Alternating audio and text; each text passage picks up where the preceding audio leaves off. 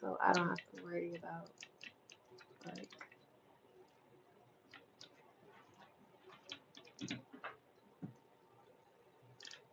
okay. So basically, I just finished my therapy session and ended up talking about my, you know, experience with abuse and how being passed around and realizing later that, that was wrong and my participation in it made me feel like when I got older and, I was being pressed to get baptized, it made me question my worth, my sense of worth, and then always being put in a position of servitude for others made me feel like I had to earn my worth from a very young age. And no matter what I did, it was like, what I do is never enough, therefore I'm not enough, was like the slogan subconsciously. And then realizing and having that conversation with boundaries, it was like I did a lot to, try to redeem myself. And I self sabotaged, I decentered myself, I maxed myself, I became invisible. And then I was still constantly being ridiculed by the people who were, they were picking on me and stuff, which made me even more like self-conscious. And then as I got older, it was like the narrative of being promiscuous just followed me for the rest of my life. And then when I finally did uh, start a relationship and I started having, intercourse, it was like the only reason why I did it is because I felt in my entire being that that was what I was supposed to do. I saw that person as being like my husband, and I was gonna have a whole life with them. Like that's just how I felt when I met them and I was around them and I was talking to them. They just brought all of that energy up, and I sacrificed, waiting till marriage for that one person, only for it to end up being very disastrous, to say the least. And ever since then, it was like I questioned my intuition, I questioned my worth, I questioned what was right and what was wrong in relationships for a very long time. And still, that subconscious track of unworthiness was still playing, which really, as I've gotten older, I see how it affects my money. I see how it affects my relationships. I see how it keeps me in patterns or cycles where I'm dealing with people who only want one thing, or dealing with people, even family, where I'm always allowing myself to be subjected to being this Cinderella type of person and waiting for someone to come rescue me. Which shout out to the cute girls, because I don't want to be like Cinderella, sitting in a dark, cold, dusty cellar waiting for somebody to come and rescue me.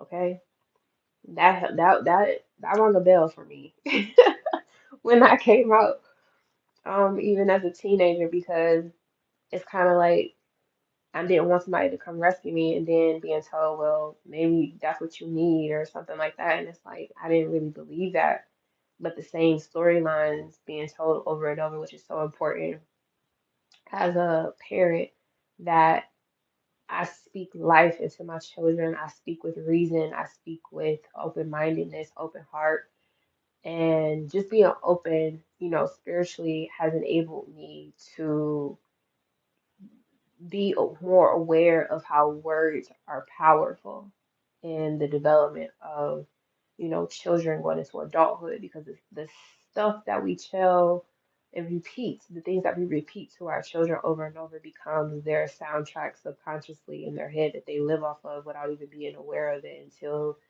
Saturn returns. And then we have to look at, how we built our life over the last, 20 years and where it came from, how it manifested itself. And which is why it's very, concerning when parents don't want to take responsibility for how they raise their children after a certain point and keep enabling the cycles to continue without paying, you know, respect to, or paying, not being accountable, rather they're not being accountable for the words or their actions. They just want you to go out and be a better adult, and never acknowledging how having to change the story that their children, even adult children, have to tell themselves is only because what needed to be said or what needed to be done was stripped. And even though being stripped of, attention or necessary praise and recognition, it forced me to grow my confidence authentically.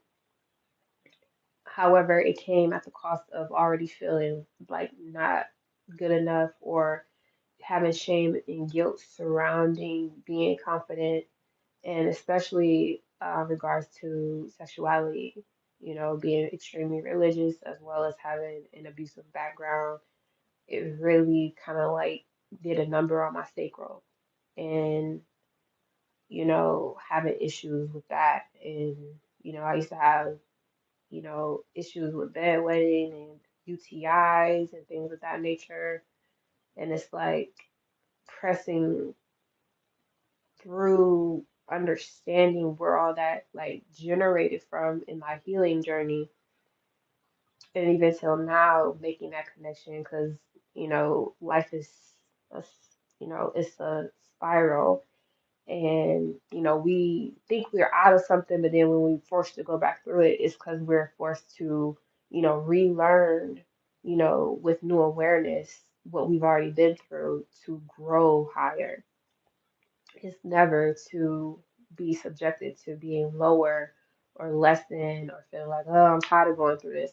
And it's like going through everything I went through with losing a home and having to move and being back in shared living quarters. And like, I don't want to go through this again. It's like, okay, but pay attention with your new awareness after living alone, not only what created the pattern again, but there's a new level of awareness of self and needing to pay gratitude and appreciation, and shifting from being or doing everything alone to walking in a state of I'm not alone, I have support, I have people I could talk to, I have companions in my corner. Like it's a very unfamiliar space. However, there's so much room to grow in because I've outgrown the loner, constantly keeping things to myself, never expressing myself, keeping, my thoughts to myself, my feelings to myself. Like I've outgrown that part of, loneliness. And the loneliness was just um, my spirit calling me to come back to myself. And it's like, and that again fueled my authenticity, and it also became the foundation of how I built my real confidence. And that's not something someone can take from me. You know, I subjected myself to being of service to other people because I thought that's what people wanted from me. I thought that's what would make me important to them, is that they needed me. And when someone rejects me, it's like, okay, well, I don't need you either. But it was hitting a pain point of never feeling like I'm good enough or worthy enough for the things that I want or desire to have in my life. And it's like now having another level of awareness, it's like that was the that was standing at the gateway to my abundance. That was blocking my money, my prosperity is the lack of compassion or love for that little girl who just didn't know no better and carrying the weight of feeling unworthy of success, genuine success, longevity, long-term success, because it was the weight of knowing that I did something or I participated in things that were not right and not good, and being told over and over that I'm tainted or I'm something or someone that I'm truly not. And always putting myself through the perspective of other people's eyes instead of looking at myself from my own perspective. That really blocked a lot of, potential blessings that I could have had. In hindsight, however, being able to address it onward and look deeper into it, especially after having this new moon Pisces in my eighth house of guilt and shame and embarrassment, but transformation and rebirth. So it's like now, this is how I open myself up to receiving unearned income, unearned wealth, unearned, prosperity and treasures that I didn't even know existed, is by seeing like the seed of the shame or the guilt that I was carrying and being even trying to even live a life where I'm just, free sexually to just go and do whatever I want. And please, it still didn't feel right inside of me because it's not what I truly wanted. And I don't shame anybody for being, open with their sexuality and being with whoever or however many people they want to. I just know for me, like that was never something that I was truly aligned with. And I would try to make every experience one that could be long lasting joy and happiness. And I would didn't recognize that, the person that I was with wasn't looking for that until after, you know, the 5 minutes was over. So it was like, okay, something hit me where it's like, okay, maybe I need to stop like trying to find my husband in 5 second situations and really like be a bit more intentional with who I am. And I learned that very quickly. It didn't take me X amount of years to do that. So, you know, I'm glad for me, but even with the long-term relationships I had after that for 4, 5 years, even like 3 years, 3.5 years after that was like really like I still didn't really necessarily receive the care and the support and the ability to really take care of myself. I was still sabotaging myself by feeling like I need to be needed in order to feel worthy of myself and and gain confidence from that. And those completely and quickly dismantled that system over and over again every time I thought that I was special or that I meant something, and to find out I was just, like everybody else. And then when I detached and, found the strength to just walk away and not look back, then it was the issue of, being blamed for things not going properly, being blamed for being weird and crazy or all these other things. And then having to reconcile myself, like, that's their feelings, their thoughts and opinions, not necessarily who I am. And even, being in no relationship whatsoever for so long, then actually having time to live alone and be alone with myself truly allowed me to see how much I really do love myself. I really do bank on myself. I really do find a lot of gifts and gratitude in myself as I am. and allowing myself to just be without any outside forces making me feel like I need to shrink was one of the best experiences that I've ever had. So I definitely would always encourage people to live alone for a while, whether you're in a relationship or not, like having a space to yourself where you could just express yourself to the fullest without feeling like you gotta hide or um, conceal your truth or like walk on pins and needles or like eggshells. Like that's one of the best things you could ever give yourself, especially when you're constantly connecting to people all the time. I spent 30 years being living with other people and never being able to fully express myself.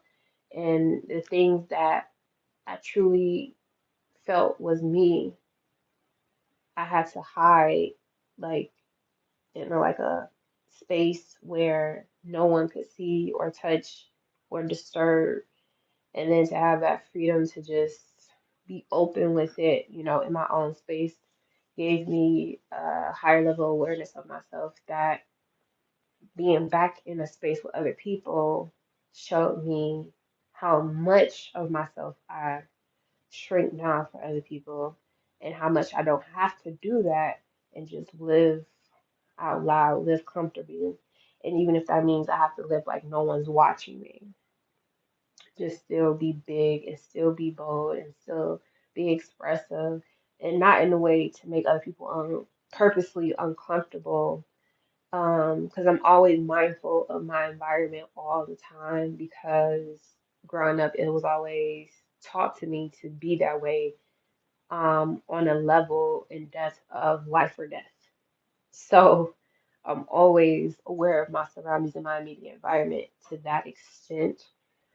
Um, but not allowing the mindfulness of others to be so much greater than the mindfulness of myself and my body and what I feel and what I intuit naturally.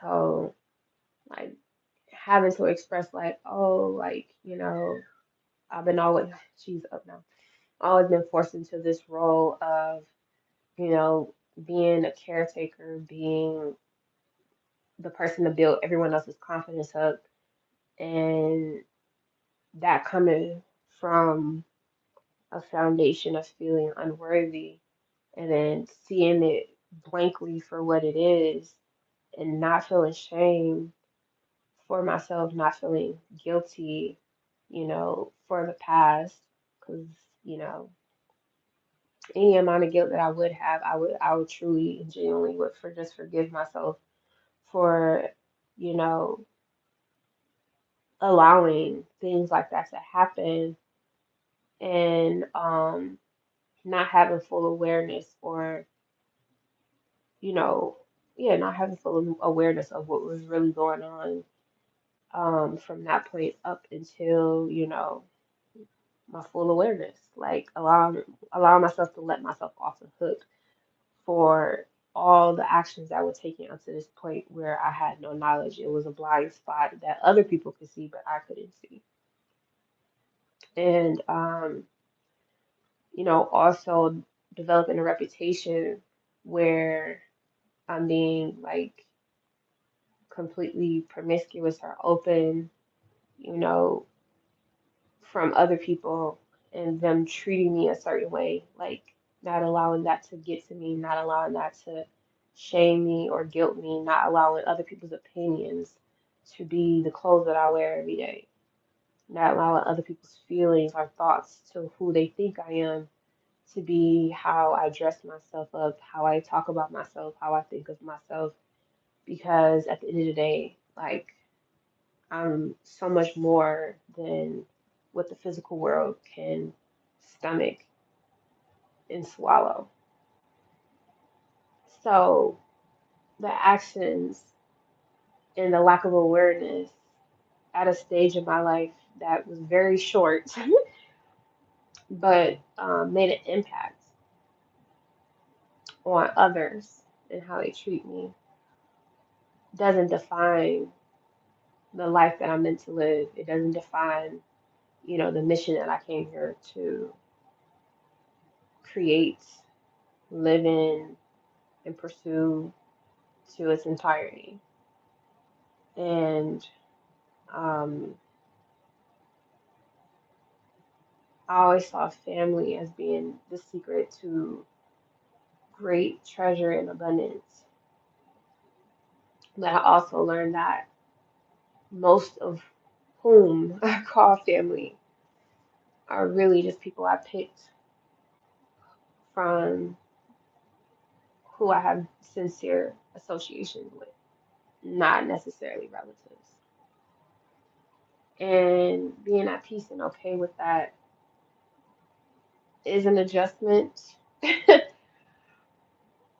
But it's the one that is worth the boundaries, the discipline, the journey of sitting with, embodying, living. So, yeah, I felt like I should record that. Very much. My Saturn square, the last Saturn square, first quarter square that I had is when like all of this craziness started. And now, since my Saturn return, we're at the second first quarter Saturn square, and I feel very much like that little girl who kind of like died in a house full of people is being reborn, coming back to life. And I'm ready to enjoy myself and have fun again. Um, when I lived with my dad, it was like a safe space for me to dance and sing and, be funny and comical. And then it's like I went from that to like feeling like I'm being hated for everything that I do. I'm too loud, I'm too this, I'm too that. And it just kind of like made me feel like, okay, just be nothing. Be invisible was the key to survival. And now it's like, okay, let's 180 that and, be the loud one, be the comical, be the fun, be, just be all over again. Just be. And going back to living alone in my own space and the vibration of a place where change and freedom and creativity is welcomed in a vehicle that is about taking care of things and nurturing and discernment. I feel like I'm on a brink of a whole new life that I get to pick up from my 7-year-old self and just go all the way to goal. So yeah, like it's time to like leave all this behind and never look back.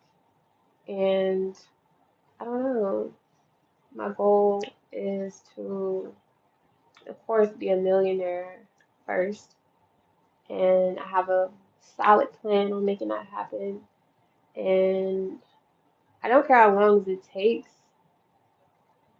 as long as I'm consistent, because the purpose is to teach my family first, the family that I made first, to be authentic, live your dream, and don't be afraid to disappoint people in doing that.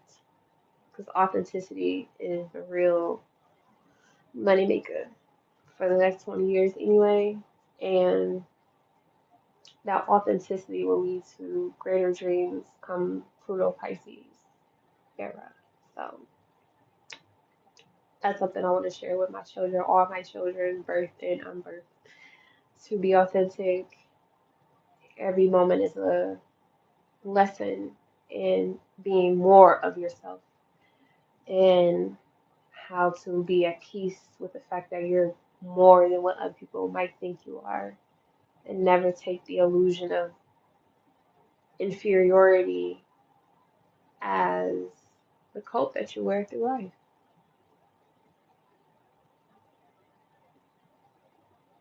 Yeah. So I'm gonna leave her there. Um, Now I gotta like just trying to like pull some cards. I don't want to leave her upstairs too long, but I'm sure she's fine. Yeah, it's right here. 'Cause I am going live tonight. If anybody is present, I will be on the sevens is the YouTube channel. I will be there going live. I need to set it up in a way where, well, he did tell me not to put my stuff in there, but I do got my name. I just need to add YouTube on there so everyone knows to check out my YouTube channel from there. Um, I just saw the Empress card, so yeah, gotta protect that name, baby. I was going by High Priestess for a while. It does connect me with the spiritual, like, self, but I did change it to Archangel because I'm a 29-degree Leo. I was born with uh, a fixed star on my rising in the Western tradition. So I appreciate my environment and not acknowledging that I am Archangel Alania from this point forward. I'm still a high priestess, just like I'm still an empress. I'm still the little girl. I'm still all those things. I'm multidimensional. There's not one way to eat a Reese's. Okay. All right, Spirit, what you trying to channel to me to stay with these cards right now, real quick, because I gotta go upstairs. What is it? What message do we need to put out here? Sun card. Everything's alright. Everything's okay. Innocence. You're still innocent. You're a child of God. Still innocent. So I keep this the third day in a row I've gotten this card. Ugh, crazy. I said the universe is 48 hours. The universe been working. Like, let me tell you how much I be like, you know what? I've been calling on my ancestors, benevolent and wise. I've been having a universe like, hey, you got 48 hours to deliver a miracle regarding XYZ. Even like my ancestors who don't live by the moral code of other people, who will go in that shit and do whatever. Yeah, I've been calling on them too. I got the liquor for them. Okay. So yeah, being tapped in like sincere feelings, sincere emotions. Cancer energy is about sincerity, being felt, honestly, being seen, clarity, emotional clarity, right? Yeah, the sun is also illumination, seeing like twin energy too. Because this is like blue and red, it's like cool and hot, fire and ice. It's like the two sides becoming one. Justice.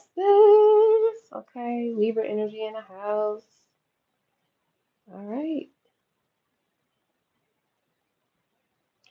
Fair exchange going on. Yeah, something's coming back, energy coming back, revival, ready to set the world on fire, ready for change. Decide your mutable energy. YOLO, going and living your life the way you want to. You saddled up and ready for more action. Like the situation deserves faith, more faith, I want to say. What else is behind here? Yeah, the doubt is gone. The trying to decide what to do. Like the decision has already like don't nobody get to ignore me and then call me expect me to answer. Like I'm very yeah. Choose to take control of your life. You have everything that you need. You have everything that you need. I should have talked to them and then have a conversation with them and not allow myself to be persuaded by somebody else. Yeah, because now you popping up like, oh, what? Like you texted me on a Sunday, but you went 48 hours without saying anything to me, but you was pressing me every other day about doing something that you wanted me to do. Now that I'm asking you to do something that I need you to do, you're not. Justice gotta be served here, and it's gonna be in my favor. Message received. All right, let me go ahead. Yeah,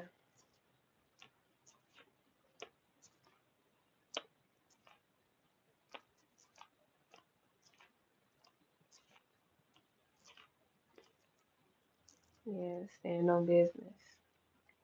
Stand on business. See that Knight of Pentacles, standing on business, doing what's right, even if it seems cloudy, even if you don't know what the outcome gonna be with the Queen of Swords. That's still justice. That's still, yeah. And here's the Empress. Protect yourself. Protect yourself. Yeah, yeah. This person is having conversations with people about, yeah, they got that hot email. Yeah, Pisces energy. Want recounting the past. They're trying to figure out what's going on and what happened. Yeah, seeing a side to somebody that they didn't know. There's light and there's dark. You can't escape that. That's the truth. And they feeling it. They feeling that. Yeah, they feeling it. But all's well. All is well. Yeah, it might not have went how you wanted to, but it's gonna go the way it needs to go. The Two of Cups is already here very swiftly. All right. Yeah. New beginning. All right. That's what I got for Aries season starts tomorrow. The equinox is tomorrow. Balance, justice is here. All right. I'm out.